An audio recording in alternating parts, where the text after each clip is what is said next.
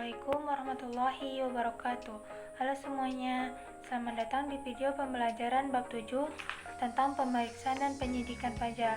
Pada bab ini kita akan mempelajari bagaimana proses pemeriksaan pajak dilakukan, hak dan kewajiban wajib pajak selama diperiksa, serta apa yang terjadi jika ada dugaan pelanggaran pidana di bidang perpajakan. Mari kita simak bersama penjelasan dengan baik agar kita lebih paham bagaimana proses hukum bekerja dalam dunia perpajakan. Kita masuk kepada poin yang pertama, jelaskan tujuan pemeriksaan. Tujuan pemeriksaan pajak adalah untuk menguji kepatuhan wajib pajak dalam menjalankan kewajiban perpajakan, menentukan benar atau tidaknya jumlah pajak yang dilaporkan oleh wajib pajak, mengumpulkan data dan informasi jika ada kecurigaan pelanggaran perpajakan.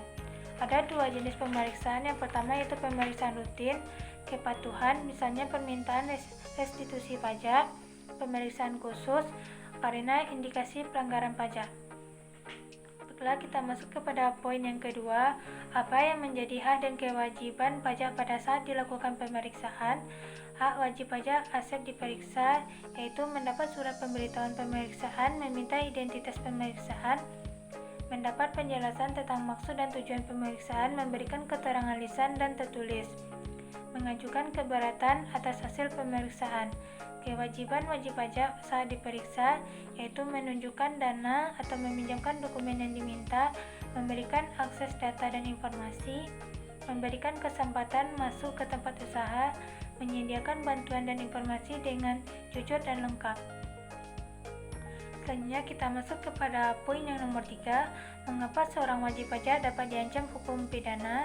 Seorang wajib pajak dapat diancam hukum pidana jika dengan sengaja tidak menyampaikan SPT atau menyampaikan tidak benar, menyembunyikan penghasilan, membuat faktur fiktif atau memalsukan dokumen pajak, serta melakukan tindakan yang mengakibatkan kerugian pada pendapatan negara.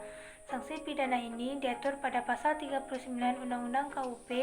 Ancaman hukum biasanya berupa penjara 6 bulan hingga 6 tahun, denda 2 hingga 4 kali jumlah pajak yang tidak dibayar. Selanjutnya kita masuk kepada poin yang keempat, apa yang dimaksud dengan penyidikan. Penyidikan pajak adalah serangkaian tindakan apakah penegak hukum yang ditunjuk, biasanya pegawai DJP tertentu yang diberi wewenang untuk mencari dan mengumpulkan bukti atas dugaan tindak pidana di bidang perpajakan agar bisa dibawa ke tahap penuntutan. Penyidikan dilakukan jika ditemukan bukti yang kuat bahwa wajib pajak melanggar hukum dan merugikan negara. Selanjutnya kita masuk kepada poin yang nomor 5, jelaskan wewenang dari penyidik. Wewenang penyidik pajak antara lain yang pertama, memanggil, memeriksa, dan meminta keterangan dari siapapun yang dianggap tahu, meminta dokumen, data, atau barang bukti, memeriksa tempat, benda, atau orang, menyita barang bukti, serta menyegel tempat tertentu, menyerahkan berkas perkara ke kejaksaan untuk penuntutan. Penyidik pajak biasanya adalah pegawai Direktorat Jenderal Pajak yang diberikan kewenangan khusus berdasarkan undang-undang.